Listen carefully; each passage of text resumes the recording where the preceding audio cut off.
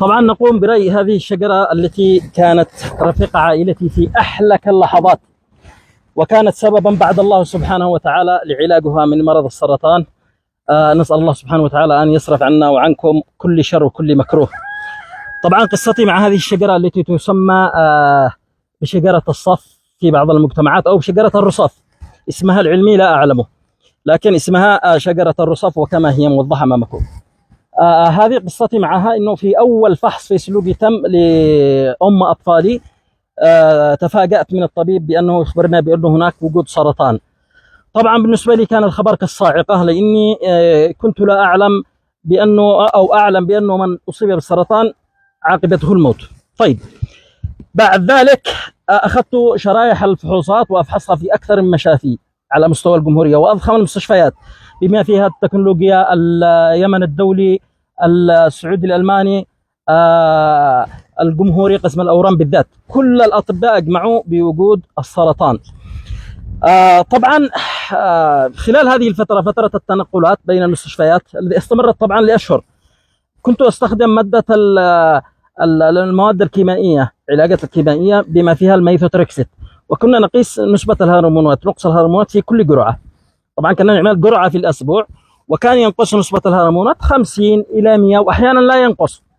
ولكن في الأخير أرشدنا الدكتور أن أفعل جهاز محوري، فعلت أشعة وجهاز محوري.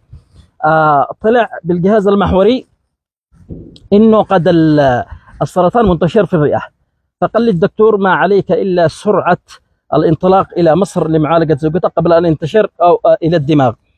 فاستجبت لنداء الدكتور، قمت بإجراء المعاملات للذهاب وللسفر لمصر.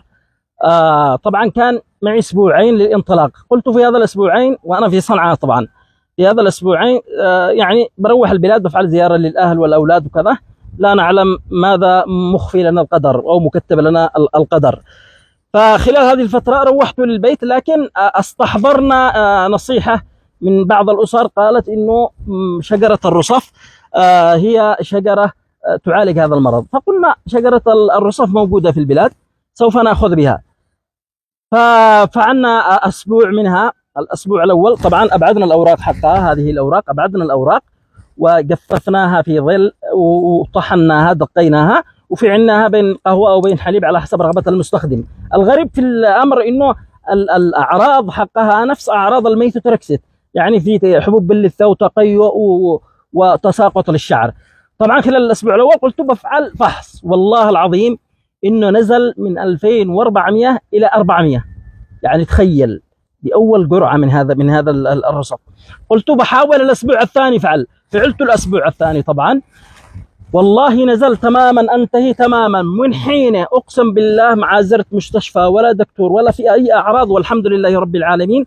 قد معي 2 أبناء من حينه ولا وجود لأي أعراض.